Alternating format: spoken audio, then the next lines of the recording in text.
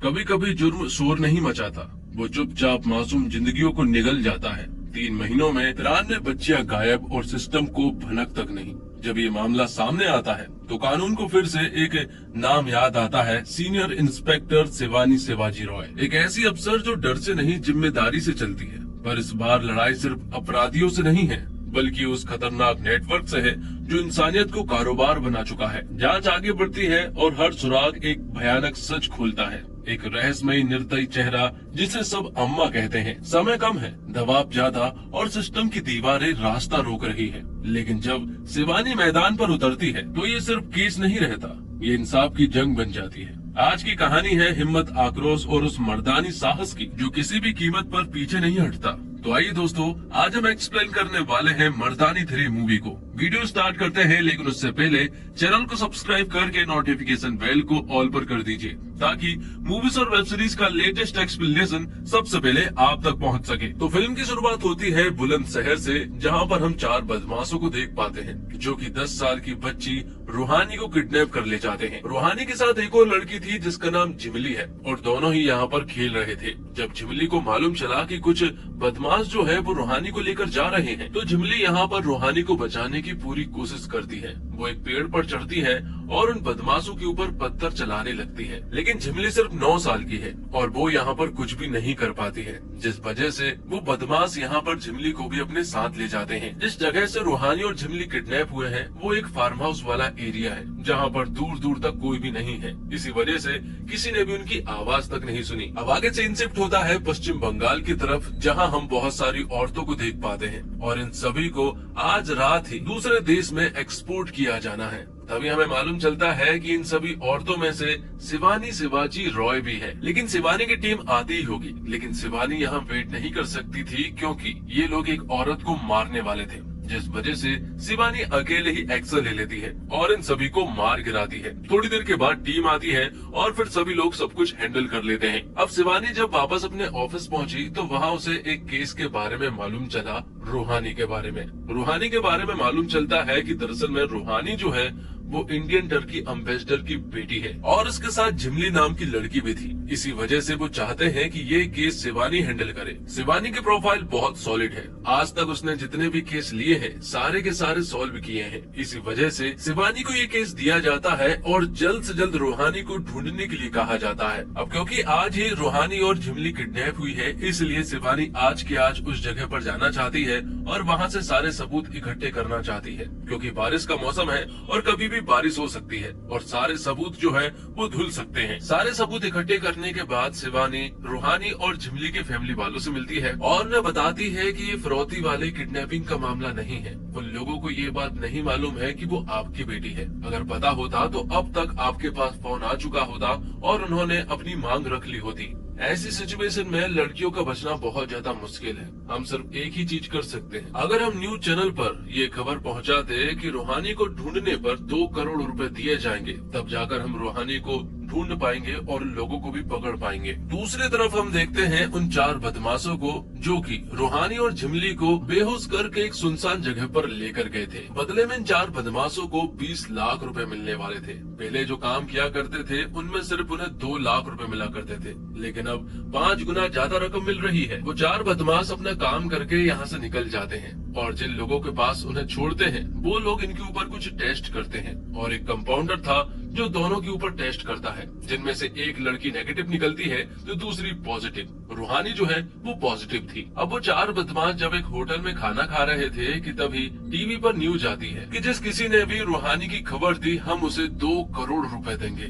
ये खबर देखते ही उन 4 बदमाशों के अंदर लालच आ जाता है, तो उन बदमाशों को सिर्फ 2 करोड़ रुपए दिखाई दे रहा था। वो पुलिस वालों को रूहानी के बारे में बताना तो चाहते हैं, लेकिन वो अम्मा से दगाबाजी नहीं करना चाहते। जिसके बाद हमें अम्मा को दिखाया जाता है जो कि पूरे देश भर में फेमस है, उसके पूरे देश भर में नेटवर्क है। मालूम चलता है कि अम्मा का ह्यूमन ट्रैफिकिंग में सबसे बड़ा नाम है। अम्मा जो है वो बहुत ही ज्यादा क्रूर है और बहुत ही ज्यादा खतरनाक है। उसके इतने नेटवर्क है कि उसे आज तक कोई भी नहीं पकड़ पाया है। ये लोग बच्चियों का करते क्या है ये तो फिलहाल हमें नहीं बताया गया, लेकिन आगे हमें जल्दी पता चल जाएगा। अब दूसरी तरफ हम देखते हैं कि वो 4 बदमाश जो है ना, उन्होंने अपना इरादा बदल लिया था और अब वो उस जगह पर जाते हैं जहाँ पर कि उन्होंने रूहानी को छोड़ा था। वो उस जगह पर जाते हैं जहाँ पर कि अम्मा के बहुत सारे लोग थे। तब इन 4 बदमाशों ने अम्मा के सभी लोगों को मार दिया और रूहानी को अपने साथ लेकर आ गए। दूसरी तरफ शिवानी जो है वो रूहानी के घर वालों के साथ मौजूद थी और रूहानी के घर वाले जो है वो अभी तक फोन का इंतजार कर रहे थे, लेकिन किसी का भी कॉल नहीं आया था कि तभी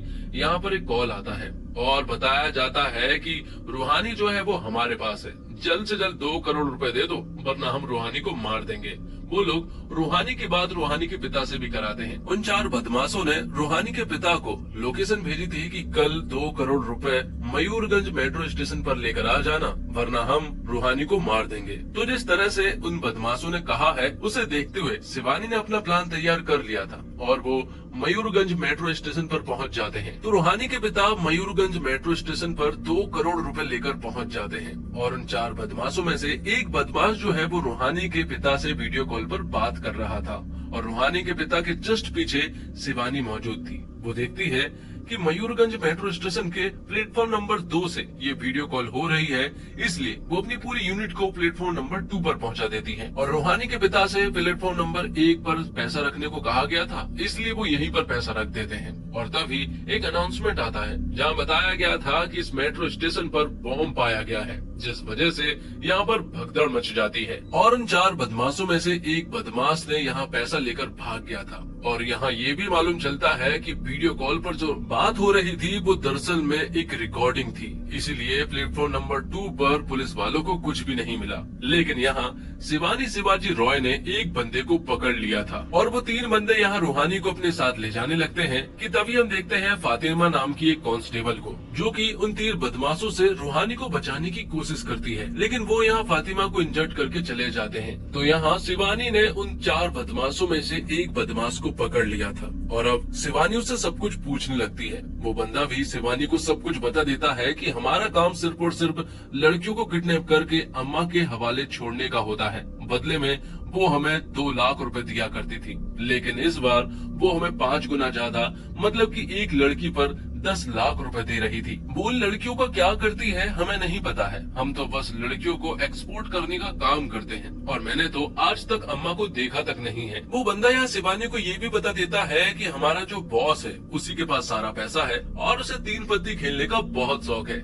इसलिए वो जल्द से जल्द क्लब जरूर जाएगा। तो शिवानी ने भी सोच लिया है कि वो इनके बॉस को तो पकड़ कर रहेगी, इसलिए नोट के सीरियल नंबर को वो क्लब में भेज देती है और अगर इस सीरियल नंबर से कोई भी नोट आता है तो हमें तुरंत खबर करना। शिवानी को एक बात समझ नहीं आ रही थी कि अम्मा जिन लड़कियों को किडनैप करवाती है उन लड़कियों का अम्मा करती क्या है। अब रात को शिवानी जब अपने घर पहुंचती है तो वहाँ उसके पति विक्रम आ जाते हैं, जो कि एक डॉक्टर है, और उन्हें देखने के बाद शिवानी बहुत खुश हो जाती है क्योंकि दोनों ही बहुत दिनों के बाद मिले थे। अब अम्मा के गैंग के लोगों को ढूंढा जा रहा था और तभी शिवानी को 2 लोगों के बारे में मालूम चलता है जो कि अम्मा के गैंग के हैं और वो एक ढाबे पर बैठे हुए हैं। तब वो लोग उन 2 बंदों का पीछा करने लगते हैं और शिवानी भी उनके पीछे थी और पीछा करते करते वो लोग एक ट्रस्ट में पहुंच जाते हैं जहां पर कि ये 2 बंदे जो है वो रामानुजन नाम के एक व्यक्ति को मारने के लिए आए थे, लेकिन उस व्यक्ति को मारने से पहले ही यहाँ शिवानी ने उन दोनों ही बंदों को खत्म कर दिया था। मालूम चलता है कि रामानुजन जो है वो एक नेक इंसान है, वो ट्रस्ट चलाता है जहाँ वो बुजुर्गों का ख्याल रखता है और ऐसे ही उसने बहुत ही अच्छे अच्छे काम किए हैं और इसी वजह से तो अम्मा जैसे लोग जो है वो रामानुजन को खत्म करना चाहते हैं। मालूम चलता है कि ऐसा पहली बार नहीं हुआ है जब रामानुजन पे गोली चली है, उस पर 3-4 बार हमले हो चुके हैं, लेकिन हर बार वो बच जाता है। अब रामानुजन शिवानी के साथ मिल जाता है और अम्मा के अड्डों पर रेड डाल देते हैं। वहाँ बहुत सारे लोग मिलते हैं जिन्होंने बहुत सारी बच्चियों को किडनैप कर रखा था, तो शिवानी उन सभी लोगों को अरेस्ट करती है और इन बच्चों को रिहा करवाती है। अगले सीन में हम देखते हैं शिवानी के हस्बैंड विक्रम को, जो कि अपने घर आता है और उसे ऐसा लग रहा था कि बिस्तर में शायद उसकी पत्नी शिवानी होगी, लेकिन वो शिवानी नहीं थी बल्कि अम्मा थी। और तभी शिवानी को बताया जाता है कि आपको बहुत देर से अम्मा ढूंढ रही है और उसकी लोकेशन आपके घर के आसपास की है। तब यहाँ शिवानी जो है वो अपने घर पहुँचती है जहाँ उसकी मुलाकात अम्मा से होती है, जो कि उसके घर पर ही बैठी हुई थी। तब यहाँ शिवानी और अम्मा के बीच में बात होती है और अम्मा यहाँ शिवानी को बताती है कि पुलिस वाले होते कैसे हैं।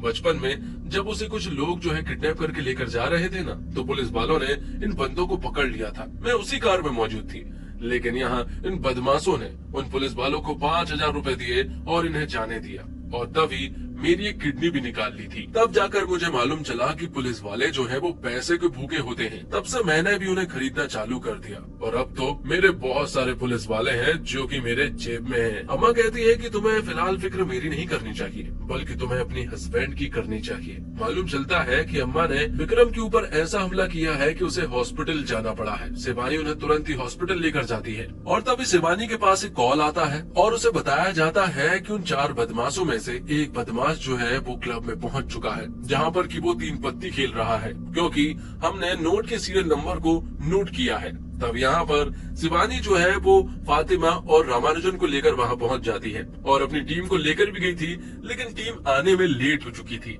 इसलिए शिवानी अकेले ने ही यहाँ पर एक्शन ले लिया था, जहाँ उसके साथ फातिमा और रामानुजन भी थे। फातिमा तो एक बार मरते मरते बची थी, रामानुजन ने ही उसे बचाया था। इसी क्लब के ऊपर वाले माले पर रूहानी भी मौजूद है और यहाँ रामानुजन उसे बचाने के लिए जाता है। तब रामानुजन उस बदमाश से फाइट करता है और रूहानी को ऑलमोस्ट बचा लिया था कि तभी हमें मालूम चलता है कि रामानुजन जो है वो अम्मा के साथ मिला हुआ है और उसने अपने नकली हाथों से रूहानी की जान ले ली थी। और जब शिवानी कमरे में आई तो यहाँ रामानुजन एक्टिंग करने लगा और उसने उनसे कहा कि जब मैं यहाँ पहुँचा तो उस बंदे ने रूहानी को मार दिया था, इसका मुझे बहुत ज्यादा दुख है। और अब हमें मालूम चलता है कि रामानुजन जो है वो अम्मा के साथ शुरुआत से ही मिला हुआ था। जब रूहानी किडनैप हुई और जब रामानुजन को मालूम चला कि ये केस जो है वो शिवानी शिवाजी रॉय के पास गया है, तो रामानुजन ने सोचा कि अगर इन लोगों को भटकाना है तो मुझे इस केस में शामिल होना पड़ेगा। तब यहाँ अम्मा से कहलवा कर रामानुजन ने खुद के ऊपर अटैक कर पाया और वो भी शहर के बीचों बीच। ये सब कुछ प्लानिंग का हिस्सा था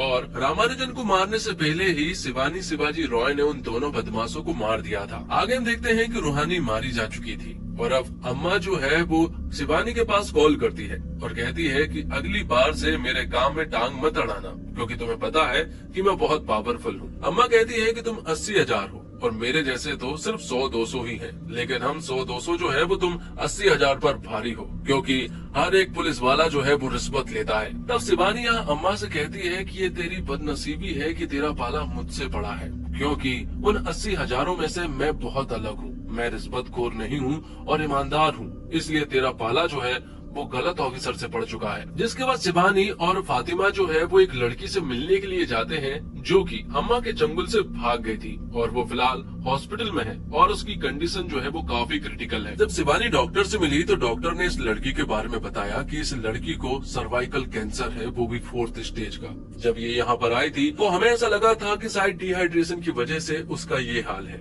लेकिन अब हमें मालूम चला है कि उसे सर्वाइकल कैंसर है, वो भी 4th स्टेज का। ये शायद अगली सुबह भी नहीं देख पाएगी। डॉक्टर बताती है कि सर्वाइकल कैंसर जो कि 4th स्टेज का है, ये इतनी आसानी से नहीं होता है। इसका असर दिखने में सालों लग जाते हैं, लेकिन अचानक से ये लड़की इन्फेक्ट हुई है, जरूर किसी वायरस की वजह से ही ये सब कुछ हो रहा है। और फिर अचानक से उस बच्ची की तबीयत खराब होने लगती है, उसके मुंह से खून निकलने लगता है। शिवानी यहाँ कुछ नहीं कर सकती थी, वो बस उसे देख रही थी और यहीं पर वो लड़की जो है वो अपना दम तोड़ देती है। ये सारी चीजें हो जाने के बाद शिवानी को एक बात तो समझ आ चुकी थी कि अम्मा जो है वो इन लड़कियों को भिखारी नहीं बनाना चाहती है, बल्कि वो इन लोगों को किडनैप करके इन्हें एक्सपोर्ट करती है ताकि इन लोगों पर एक्सपेरिमेंट किए जा सके। और अब हम देखते हैं कि शिवानी और फातिमा मिलकर इन्वेस्टिगेशन करने लगते हैं और अब कहीं न कहीं लोगों को रामानुजन के ऊपर भी शक हो रहा था। इसलिए शिवानी जो है वो रामानुजन के लोकल गार्जियन से मिलने के लिए जाते हैं, जिसका नाम मोहम्मद असलम है, जो कि अम्मा के साथ ही पहले काम किया करता था और अब एक बहुत बड़ा बेवड़ा बन चुका है। तब शिवानी उससे मुलाकात करती है और उससे रामानुजन के बारे में पूछती है, तो यहाँ असलम बताता है कि वो उसका सगा बेटा नहीं है, बल्कि वो तो उसके साथ काम किया करता था। जब मैं अम्मा के साथ काम किया करता था तब रामानुजन यहाँ पर आया था और उसकी उम्र लगभग 6 से 7 साल की थी। उस समय पे जब नए बच्चे भर्ती हुआ करते थे तो हम उन्हें 2 ऑप्शन दिया करते थे, या तो अपनी आंख फुड़वाओ या फिर अपना हाथ कटवाओ। तब सभी लोग अपनी आंखें दान देते थे, लेकिन यहाँ रामानुजन ने दूसरा ऑप्शन चुना और अपना हाथ कटवा लिया। रामानुजन का सोचना बहुत अलग था। वो यहाँ अम्मा से कहता है कि वो बिना आंखों के यहाँ से भाग नहीं सकता, लेकिन बिना हाथों के यहाँ से वो भाग सकता है। वो अम्मा से ये भी कह देता है कि मैं और लड़कों की तरह भीख नहीं मांगूंगा, लेकिन मैं तुम्हें इतना सारा पैसा कमा कर ला कर दूंगा कि तुम खुश हो जाओगी। तब यहाँ अम्मा उसे एक मौका देती है और रामानुजन निकल पड़ता है। पूरे दिन की कमाई लेकर आता है, जो कि उसने लगभग 7,000 रुपए कमाए थे। ये देखकर अम्मा हैरान रह चुकी थी। रामानुजन बताता है कि उसने दिमाग लगाकर चोरी करके और फ्रॉड करके ये पैसा कमाया है। जब ये सारी बातें असलम ने बताई तो अब शिवानी जो है वो रामानुजन और अम्मा को अरेस्ट करना चाहती है। उसने फिलहाल असलम को तो अरेस्ट कर लिया था और अब वो लोग अम्मा के घर पहुंच जाते हैं रामानुजन के सहारे और उन दोनों को ही अरेस्ट कर लेते हैं। बदले में शिवानी ने यहाँ अम्मा और रामानुजन को बहुत ही बुरी तरह से पीटा था और अब उन्हें जेल में बंद कर दिया। लेकिन यहाँ रामानुजन और अम्मा बिल्कुल भी नहीं डर रहे थे। वो और तो और असलम को देखकर स्माइल कर रहे थे और तभी हम देखते हैं कि मोहम्मद असलम जो है वो खुद की जान दे देता है। ये देखकर सभी लोग हैरान थे कि आखिरकार रामानुजन और अम्मा ने ऐसा क्या किया है कि असलम ने खुद की जान दे दी। ये देखकर शिवानी भी हैरान रह चुकी थी और बहुत ज्यादा परेशान भी, क्योंकि सीनियर को जवाब भी देना पड़ेगा कि आखिरकार असलम की कस्टडी में जान कैसे चली गई। और अब ना चाहते हुए भी रामानुजन को शिवानी को छोड़ना पड़ता है, क्योंकि वो दुनिया की नजरों में साफ सुथरा इंसान है, उसके खिलाफ कोई भी सबूत नहीं है, इसलिए रामानुजन को छोड़ दिया जाता है और यहाँ शिवानी को सस्पेंड कर दिया जाता है। आगे हम देखते हैं कि रामानुजन जब पुलिस स्टेशन से जा रहा था कि तभी उसके पास यहाँ फातिमा आई और उसने उससे कहा कि तुम्हें क्या लगा, असलम ने खुद की जान दी है, मैंने उसे मारा है क्योंकि तुमने मेरी जान बचाई थी। तब यहाँ रामानुजन जो है वो फातिमा को ऑफर देता है खुद के साथ काम करने के लिए। वो कहता है कि अगर तुमने अम्मा को छुड़ा दिया तो बदले में मैं तुम्हारे लिए बहुत कुछ करूंगा। तब फातिमा भी उसकी बात मान जाती है, क्योंकि वैसे भी शिवानी मैम तो सस्पेंड हो चुकी है, अब वैसे भी पुलिस फोर्स में कुछ भी नहीं बचा है, इसलिए वो रामानुजन से हाथ मिला लेती है और अम्मा को रिहा करवा देती है और यहाँ से सीधा वो अम्मा को लड़कियों के पास भेजती है जिन्हें आज ही श्रीलंका भेजा जाना था। तब उन बच्चों के साथ अम्मा भी श्रीलंका चली जाती है और तो और रामानुजन और फातिमा भी श्रीलंका जा चुके थे, तो फातिमा ने भी उन लोगों के साथ हाथ मिला लिया था। तभी हम देखते हैं शिवानी को, जो कि सस्पेंड तो हो चुकी थी लेकिन उसने अभी भी हार नहीं मानी थी। वो एक टीम तैयार करती है और उन्हें पहले ही समझा देती है कि ये कोई ऑफिशियली केस नहीं है, बल्कि पूरी तरह से अनऑफिशियली केस होने वाला है। अगर तुम मदद करना चाहते हो तो ठीक है, वरना मैं अपना काम खुद करना जानती हूँ। तब शिवानी ने अपनी एक टीम को तैयार कर लिया था और सभी को लेकर वो श्रीलंका जा चुकी थी। आगे हम देखते हैं रामानुजन को, जो कि श्रीलंका में था और उसकी बहुत बड़ी लैब है। उसी लैब में अम्मा भी है और फातिमा भी है और 8-10 साल की बहुत सारी बच्चियां हैं जिनके ऊपर वायरस के एक्सपेरिमेंट हो रहे हैं। जब इन बच्चियों पर एक्सपेरिमेंट होते हैं, इन पर टेस्ट किए जाते हैं, तो कोई पॉजिटिव निकलता है, कोई नेगेटिव निकलता है। जो लड़कियां नेगेटिव निकलती है उनके खून से सर्वाइकल कैंसर की एंटीडोट तैयार होगा, लेकिन जो पॉजिटिव होती है उन्हें मार दिया जाता है, जैसे कि रूहानी को मार दिया था। तो यहाँ रामानुजन ने बहुत बड़े बड़े लोगों से बात कर ली है, जहाँ पर कि वो बहुत सारा पैसा कमा सकते हैं। वो लोग करोड़ों में पैसा कमाने वाले थे और अब रामानुजन अम्मा से कहता है कि तुम सेफ हाउस चले जाओ, जहाँ फातिमा तुम्हारे साथ जाएगी। जब फातिमा यहाँ अम्मा को सेफ हाउस लेकर जा रही थी कि तभी अचानक से इनके ऊपर अटैक हो जाता है और ये अटैक किसी और ने नहीं बल्कि शिवानी शिवाजी रॉय की टीम ने करा था और यहाँ पर ये लोग अम्मा और फातिमा को अरेस्ट कर लेते हैं। जब दोनों को अरेस्ट किया गया तो यहाँ हमें मालूम चला कि दरअसल में फातिमा जो है वो अपना काम कर रही थी। वो शुरुआत से ही शिवानी मैम के साथ शामिल थी। जब उसे सस्पेंड किया गया तो शिवानी मैडम ने फातिमा को सब कुछ समझा दिया था कि तुम्हें रामानुजन का भरोसा जीतना होगा, तभी हम पता कर पाएंगे कि आखिरकार इन लड़कियों का ये लोग करते क्या है और कहाँ भेजते हैं। तो फातिमा खुद को गोली मारकर रामानुजन के पास जाती है और उनसे कहती है कि उन लोगों ने अम्मा को किडनैप कर लिया है। लेकिन रामानुजन इतना भोला नहीं है, वो समझ गया था कि फातिमा जो है वो लोगों के साथ मिली हुई है। तब यहाँ रामानुजन फातिमा को बुरी तरह से पीटता है और उस जगह पर जाते हैं जहाँ पर कि शिवानी ने उन्हें बुलाया है। लेकिन वहाँ हम देखते हैं कि शिवानी ने तो अम्मा को पहले ही मार दिया था। अब फातिमा को रामानुजन अधमरी हालत में लाता है और फिर वो अम्मा के पास जाता है, जो कि बंधी हुई थी और वो पहले से ही मरी हुई भी थी, लेकिन उसके ऊपर एक्सप्लोसिव भी लगे हुए थे। और रामानुजन के लोग जब उसके पास जाते हैं तो यहाँ वो एक ब्लास्ट होता है, जिससे कि रामानुजन के बहुत सारे लोग मारे जाते हैं और रामानुजन भी बुरी तरह से इंजर्ड हो चुका था। इसके बावजूद यहाँ उनके बीच में फाइट रुक नहीं रही थी। यहाँ शिवानी जो है वो रामानुजन के लोगों से फाइट करती है और उन लोगों को बहुत ही बुरी तरह से मारती है। लेकिन शिवानी ने यहाँ रामानुजन को जान से नहीं मारा, बल्कि उसने उसे जिंदा छोड़ दिया, लेकिन वो वायरस उसके अंदर इंजेक्ट कर दिया था, जिस वजह से यहाँ रामानुजन की हालत बहुत ही ज्यादा खराब थी और अब तो वो जिंदगी भर तड़प तड़प कर ही मरने वाला है। और अब ये मिशन कंप्लीट हो जाने के बाद शिवानी जो है वो अपने सीनियर ऑफिसर के पास जाती है और उनसे कहती है कि आज के बाद वो दबाव में काम नहीं करेगी। उसे नौकरी वापस मिल चुकी है, इसका मतलब ये नहीं है कि वो किसी के दबाव में काम करेगी। अगर आपको काम करवाना है तो ठीक है, वरना उसे सस्पेंड ही रहने दो। तब सीनियर ऑफिसर जो है वो शिवानी की बात मान जाते हैं और इसी के साथ ये वीडियो यहीं पर समाप्त होती है। उम्मीद करता हूँ दोस्तों आपको वीडियो पसंद आई होगी। वीडियो पसंद आई हो तो वीडियो को लाइक जरूर कीजिएगा और चैनल को भी सब्सक्राइब कीजिएगा, ताकि आपको इसी तरह के लेटेस्ट और फ्रेश कंटेंट मिलते रहे। मिलते हैं और कमाल की वीडियो के साथ, तब तक के लिए आप हमारे चैनल के साथ बने रहिए। धन्यवाद। जय हिंद, जय भारत, जय श्री राम।